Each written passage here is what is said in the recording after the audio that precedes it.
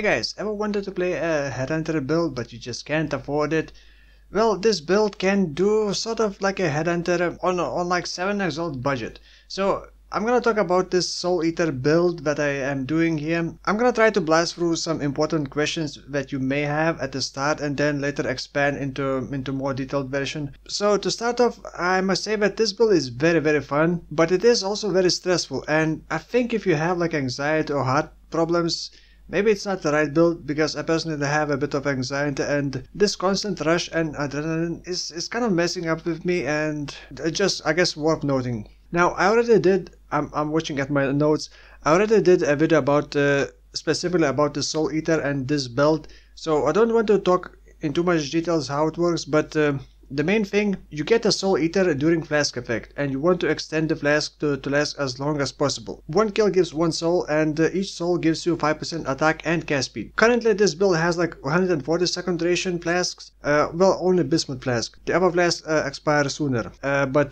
Bismuth lasts for like over 2 minutes. And the most I have seen stacks, I think it was like 650 stacks, which was above 3000% increased attack and cast speed, which becomes absolutely insane. You can't even see where you're going. Just click once and pew, on the other side of the map if nothing is blocking. That's another thing. A lot of things can block you, and it's very annoying because this build moves very slowly. It can leap slam very quickly, but it moves very slowly.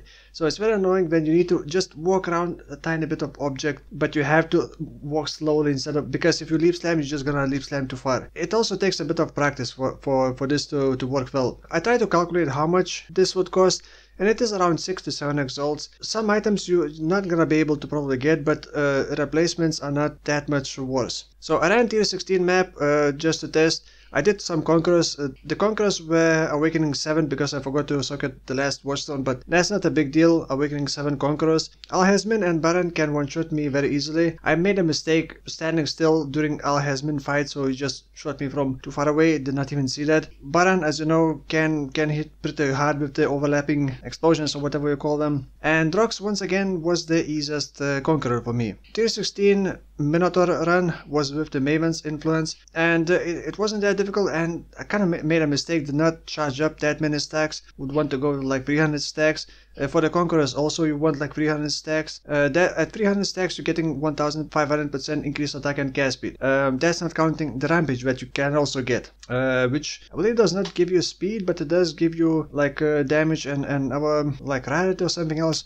Rampage is not too important, and I have Rampage on weapon swap. This build obviously is very fast for clear speed, but you still have to go back and pick up the loot because you don't want to stop and pick up the loot immediately. And I was blasting through Scourge maps and Scourge monsters in general very easily. I didn't even pay attention how many stacks I had, but just don't get hit with this, and I guess that's the point.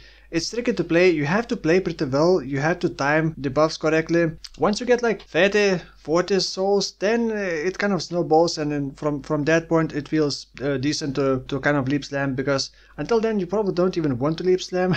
Okay, next question. Why Occultist? Occultist, this is Occultist. Doesn't synergize all that well with lighting, but I'm gonna talk about why arc in a moment. Occultist is because of curse effect.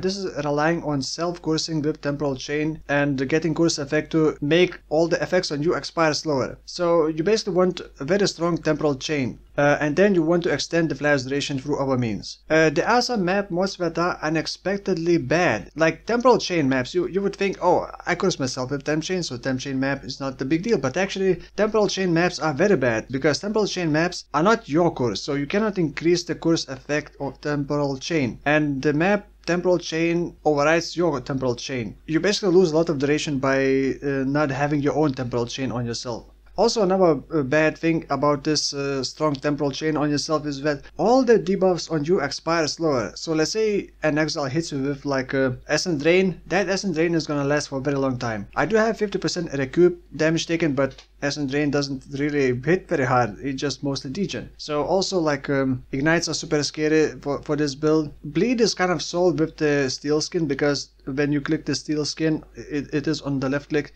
it removes the bleed and you become immune, so that's not an issue. I got the jewel with the Corrupting Blood immunity. Poison is kind of fixed with the Pantheon powers, because Pantheon powers limits to free poison. However, if those free poisons are very strong, it's gonna be pretty sketchy, and if you have enemies you can hit, then you're gonna be surviving. But if you kill all enemies and then you are like poisoned and there's nothing else to hit, then you're most likely gonna die. You could actually add Enduring Cry, which I forgot. Another thing why I'm not reserving any of my life if my life is at 50%. This is using Supreme Ego, which allows me to only have one permanent aura, and that is Temporal Chain. I'm gonna explain that in a moment. I could use non-aura skills like well, Petrified Blood, Heralds, there's Blood and Sand, there's also Arctic Armor, but remember, Supreme Ego also increases your reservation by 50%, and you have to use Arrogant Support Gem, which is basically impossible to reserve anything into your life. So it's a bit wasted, but also at the start of the map it feels a bit safer. I also forgot to mention, I did Simulacrum. I managed to go through wave 17, but on wave 18 I had to reset. By the way I'm resetting, I am using Vaal Breach. Vaal Breach is the Corrupted Portal Gem. Normally you cannot get Vaal Souls during Soul Eater because you eat souls, unless enemies die more than 60 units away from you. Outside that circle, enemies dying are gonna grant souls to your Vaal skills if you got Vaal skill. So you could also use like Vaal Clarity, because Vaal Clarity is not a permanent aura. I have not tried that to verify, but people say that you can use Vaal Clarity because it's not a permanent aura, so it doesn't break any rules. But you would have to have even more souls to charge Vaal Clarity and Vaal Breach, and I solved the mana in other ways. Oh my god, this video is already gonna be too long. Once my flask expires and I need to reset it to get more souls, drop Vaal Breach, use my flask again, start killing enemies, get some souls going, maybe like 50 at least. If it's some boss, I'm gonna try to get to at least 100 souls, and then do the like a Metamorph or some other bosses. Next, why I chose Arc. And so many people ask, would Winter Orb work? Obviously Winter Orb would work because it auto targets, and I think Arc and Winter Orb are the best, but I would say Arc is still better because it is more instant than Winter Orb. It also changes between enemies. It may not have as good single target as Winter Orb, but in general Arc is just very instant. You just leap slam very quickly. Basically I hold Arc, I don't need to release the Arc, I just keep leap slamming, keep clicking leap slam. In between leap slams I keep shooting Arc. So Arc basically auto targets enemies, you don't need to think about it. I'm sure people are gonna ask, what about this skill, what about that skill? This video is already long. I may do another video showcasing some other skills. I did try with the traps, with the Architects and the non-upgraded version. It does look pretty cool with certain traps, but I'm gonna maybe make a new video and show some other skills. Another thing, I tried Penance Brand, and that was my initial idea to play with Penance Brand, but the reason why I dropped Penance Brand doesn't hit until it like expires, right? Or until it jumps to other enemies. But if there's only one target, it doesn't jump to anything, and you have to wait full duration until it expires for it to do damage, or when it reaches the maximum stage. When you have no souls or very low amount of souls, it feels very bad when it doesn't hit, because this build survivability relies on you hitting and regaining life, because I have the ring with life gain and hit by your spells. So in the end I dropped the Penance Brand because it was just not performing well enough for me. For clear speed it could perform well. Okay, one more thing. So you can technically swap the belt once you start once you get the Soul Eater, you can swap the belt into something else. I have not tried Mageblood, but I'm like 90% sure that Mageblood would not, okay, 95% sure that Mageblood would not make your Soul Eater infinite, because it snapshots the flask at the moment when you use it. If you remove that flask, it will still be based on that flask duration. Like someone mentioned, you could use like a 5th flask for Soul Eater and then swap into Mageblood and then have the first 4 flasks always effective. I think that would work, but you would have to swap the belt, and that's very expensive. That's like over 200 exalts belt, so I don't know.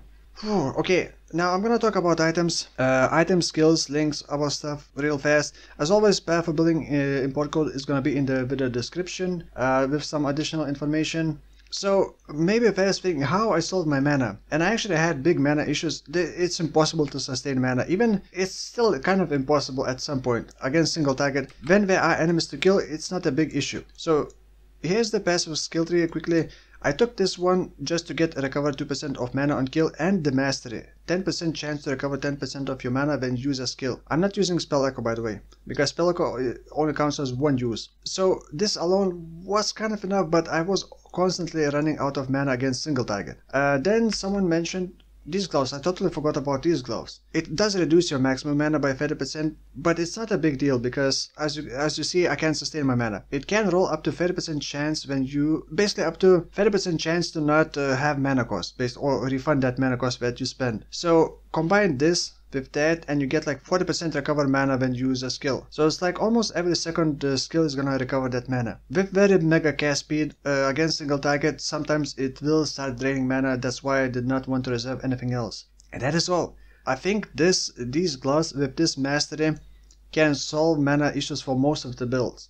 And it's kind of amazing how that works so well. I tried Eldritch Battery, I tried all the other shenanigans, I tried getting mana nodes, mana regen, other masteries. Nothing was helping. Everything was draining mana or Eldritch Battery, Energy Shield way too fast. Until these gloves combined with this mastery. So that is how I solve my mana. Now, items. So, Soulthirst belt obviously does not need to be a Scourge belt, but I tried to get some extra stuff. Next, Rotblood Promise ring. This makes your temporal chain into an aura that affects you, and through that, Supreme Ego gives you 50% more effect. I'm not gonna go into calculations with the temporal chain, but there is a formula somewhere on the wiki. And the way I'm getting Supreme Ego is on body armor. You can actually get Supreme Ego Scourge modifier, which is not too expensive. I actually left a lot of notes in the PUB with like all the prices, how much I paid for certain things, and some other information. You just need Supreme Ego on body armor with some life and resistances, and then it doesn't even need to be 6-linked, but you can 6-link it, tainted fusings, which is very easy to do. Then Kaom's Roots, because you are cursing yourself with temporal chain, otherwise you would be extremely slow. You see how slow I am? Because of very strong temporal chain. So you do need that so that your action speed cannot be reduced below base. A reverse shield would not affect you, but you can get like increased movement speed on Kaom's Roots as a Scourge modifier or as a corruption, and then get a Scourge modifier for like 20% speed, or even the Labyrinth enchantment for movement speed. So you could actually make pretty fast Kaom's Roots boots, but all you need is Kaom's Roots with as much life as possible. Gloves, Nexus gloves. Oh, another important thing, Solstice Vigil is adding basically another 20% expiration slower thing. But it is only when you kill a rare or unique, so it doesn't always have like 100% uptime, depends on how fast you move, but this one is also cheap. The Gull helmet with this enchantment, you will not find it. I got very lucky, there was one on the market, I bought it for 1 exalt. No one else is selling, it seems. Maybe people after this video are gonna start enchanting the Gull helmet for temporal chain. Gull helmet is not mandatory. You can just use pretty much any other helmet. You could use like influence helmet, which also is pretty rare to have temporal chain effect. But the main thing that you want on the helmet is increased temporal chain curse effect. You get that, and then some life resistances, whatever else, maybe armor or energy shield. The mini shrines do help a bit. You can get like energy shield, a bit of life, AoE, stuff like that, but it's not a big deal. Agnerod's vest weapon, like Fairy Chaos, even less, does not need anything else, and it works well enough. The flask, you want flask like that, Bismuth flask with increased duration. This is not even the highest tier. This could be a higher tier. The modifier on the flask can roll up to 40% increased duration, and I believe the Enkindling Orb, you use Enkindling Orb to get this white modifier. I believe it can go to 100%, so it could be much higher base duration. And then the other flask, if you got the currency, you also try to do the same thing as for that. And you start with that flask. When you start mapping, you start with your longest duration flask. So you click Bismuth flask and then use other flask. And then we're gonna last for a very long time. Once other flask expires, don't click flask. Do not click flask. Do not click any flask. If you click the flask, you're gonna reset all your souls. You're gonna lose the souls, but you're still gonna maintain the soul ether based on the first flask used. That's why it's tricky. You want to somehow survive without using more flasks during fight. Oh, and finally, one ring. So this was one of the more expensive items. I also got lucky, I bought it like for 1x or something like that.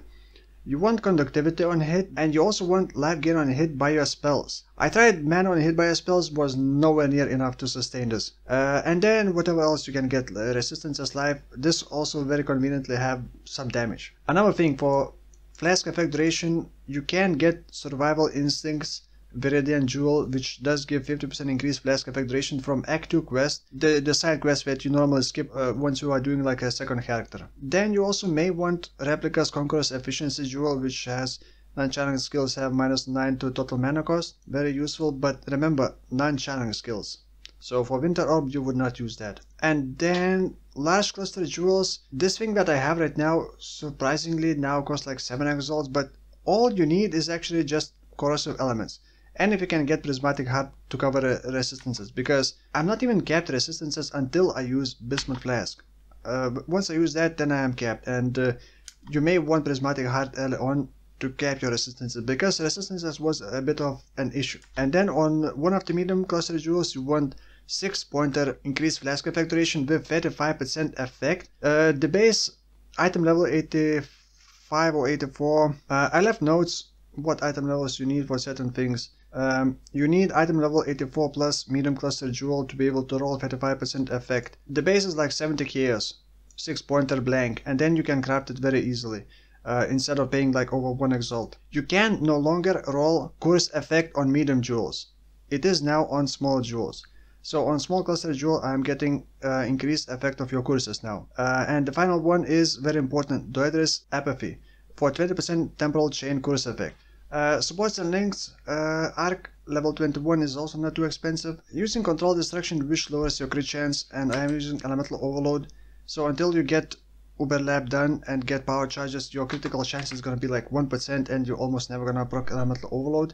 So you may want to experiment and replace with Spell Echo, then Inspiration to lower the mana cost and get a bit more crit chance. Lightning Penetration, you can also get Awaken Gems obviously, Arcane Surge, and Awaken Added Lighting. Stormbrand is linked to Control Destruction again, Inspiration, Culling Strike for the Culling, Onslaught for the Onslaught obviously, and Ally Focus just for extra damage. Then I got Petrified Blood with quality, Portal, Vaal Breach, cast when damage taken linked with Spirit Offering. This is just purely to destroy porcupine corpses, which when you do that you also destroy the spikes. Steel Skin on the left click and Leap Slam without any other links because it's already way too fast. Besides, since Fortify got changed, you don't need Fortify to Leap Slam because you're not gonna be getting very strong Fortify. It's based on the hit damage and you're not really doing much hit damage with Leap Slam. Oh right, in terms of items, on the weapon swap you want Sinvicta's Metal Axe. You swap to that, you like drop Stormbrand, you kill at least one enemy, swap back, and you're gonna be able to ramp up Rampage. When it comes to passive skill tree, well there you go, passive skill tree. For masteries, only Flat Life, Lighting Mastery for lucky damage with non-crits, and this one, Mana Mastery, very important. This is level 91. If you were to go a bit higher, you may want to get like another small cluster jewel, maybe with more life, maybe with more damage, maybe something defensive like a reduced ignite duration on you. By the way, Pantheon powers, I forgot to mention. I took this Pantheon power basically to reduce degen on me. Debuff on you expire faster, which is also pretty convenient. And from the minor one, this is to limit the poison stacks, because poisons, all the degen is very scary for you. Oh right, and I do have a jewel with the immune to corrupting blood. So there we go. I feel like I'm forgetting something, but this video is extremely long already, and I kind of imagined that it would be shorter because I took some notes what to explain and what kind of sequence, but damn, it's still very long.